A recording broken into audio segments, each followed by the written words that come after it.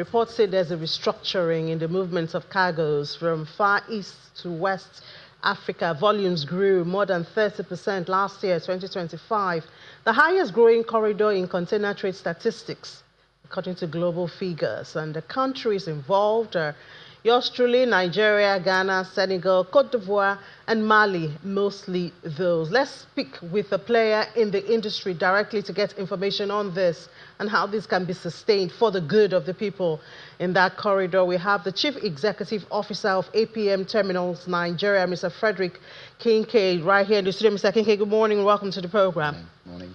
So this is good news. It's good to celebrate our good news, when we hear it on this side of the world. But what do you think drove this last year, this 30% increase in volume? Well, of course, there's a geopolitical shift in where volumes are going.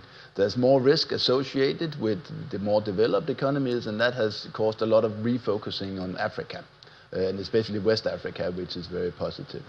If you zoom in on Nigeria, it is very much a result of the last few years of macroeconomic stability, especially on the forex side, that allows importers to plan more long-term, allows for construction, investment to go ahead, and that's all driving the growth that we see in particular into Nigeria. So what are these cargoes? What do they contain? What are the commodities involved mostly? So Nigeria is and will probably remain for some time an import-dependent country. So it's a bit of everything, actually.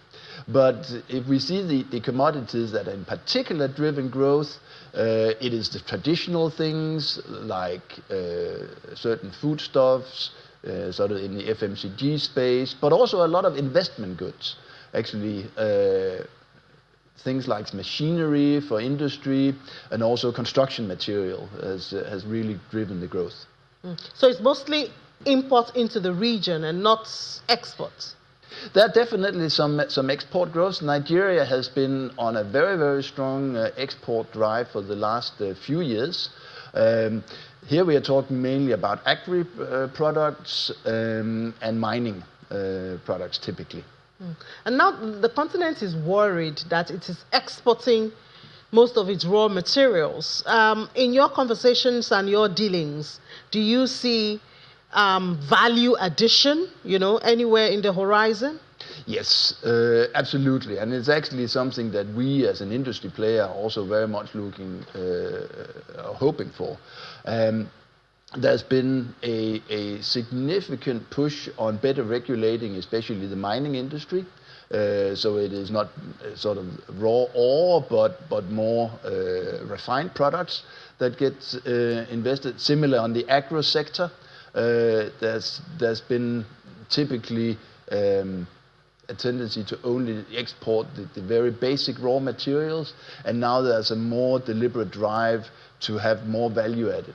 And we think that's very positive because it drives more trade and it drives more value to the Nigerian economy, which can be reinvested. But do you hear conversation of deliberate and intentional steps? For instance, we know that the lawmakers said, there has to be at least 30% added to raw materials and all of that. But then there's the argument of how do you measure 30%? Do you see that in the players around you?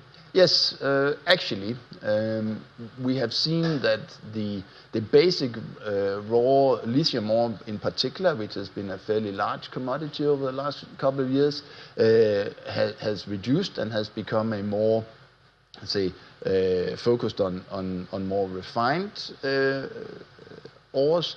We've also seen it within certain agro-commodities that there's been a change in the kind of commodities that flows.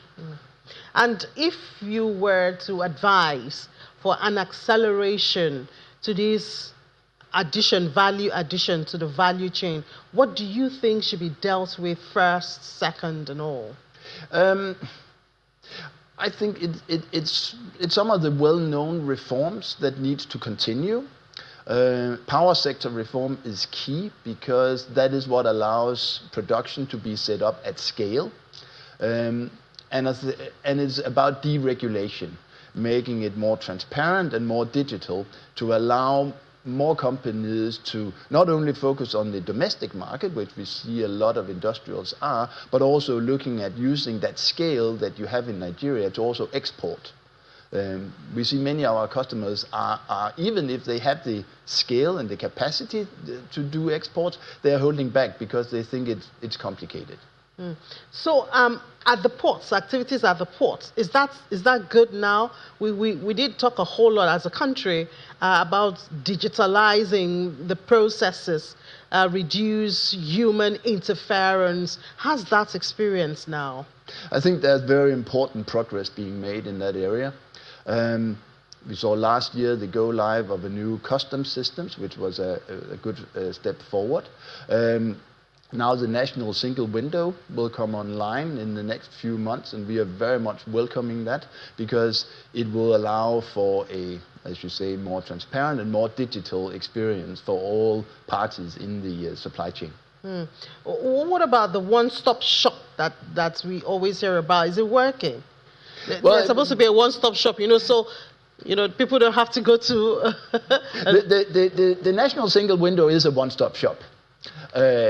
Which essentially integrates all the information flows that are required for moving goods. So when that comes live, and one should not underestimate the endeavor to put a system on that on its feet. It's complex, and there's a lot of institutions that needs to work together to make this work. It has had very strong presidential backing, and we therefore believe that there's a very strong and real desire to make it work. So finally, before I let you go, now, what areas do you think Nigeria should explore more, to maximize the potential in maritime trade? Yeah, so I'm obviously from the port industry. And we see currently that the ports in Nigeria, and in particular in the Lagos cluster, are getting maxed out. We really need to invest in the infrastructure around the ports. And there's a lot of discussions when we're talking about port reform. Should we upgrade the existing infrastructure? Should we build new greenfield? For us, looking at the potential for the Nigerian economy and the amount of trade that Nigeria can generate, it's not either or, it's both and. We are very hopeful that the required upgrades and refurbishments of the Lagos port area will go forward very soon. We needed that upgrade yesterday. Shipping lines are upgrading the vessel sizes. CMA, CGM and Maersk, two of the world's largest shipping lines, just upgraded one of their West Africa strings to vessels that can no longer call Nigeria because they are too big. And at least not the main Lagos complex. And then longer term, we believe that Badagry, the Badagry port project to the west of Lagos, is the right next development. We were part as APM Terminals of developing that project 10 years ago. We were stepping out for a while when we were not sure about the direction for the country, but now we are, as I mentioned earlier, we are very confident that Nigeria will have a very, very strong trade growth going forward, and therefore we are working very closely with NPA and other partners of the Badagry consortium to step into that. What about ports outside Lagos? A lot of people talk about the eastern parts, the southern parts, like Cross River States and all of that. Any story, any collaboration for those ports? Yeah, we are looking very closely at that. We have actually already invested more than 115 million in the terminal that we operate in the Onne port close to Port Harcourt and thereby increased capacity quite a lot. The economic geography of Nigeria remains, though, that Lagos and the Lagos ports are the main entry point into the country. And even though by far not all of the cargo is for Lagos, then that's where the distribution networks originate. Longer term, we are quite sure that there will be a need for upgraded and new ports in the east as well. But for the time being, we think that there's enough capacity Yeah, you do Lagos and Badagry. But I mean, what about the personnel? Do we need to pay attention to? Are we lacking in that area? The personnel skills. No, I wouldn't say so, but I think it's on the private sector operators to have that upskilling of the people working in ports, logistics, and supply chains as a very core part of their strategy. We invest a lot in our people. We have internal trainings, and we use the lean methodology, which is a Japanese production philosophy, which we have trained more than 1,500 people in our organization to be able to manage their day-to-day jobs and find incremental improvements. So I'm very proud of leading an organization of 2,500 people, of which more than 99% are Nigerians, and many of which have grown up through the ranks and are in senior management positions all through. It's good to hear 99% are Nigerians. That's good news to our ears. Thank you so much, Chief Executive Officer of APM Terminals Nigeria, Mr. Frederick Kunke. Thank you and well done. Thank you.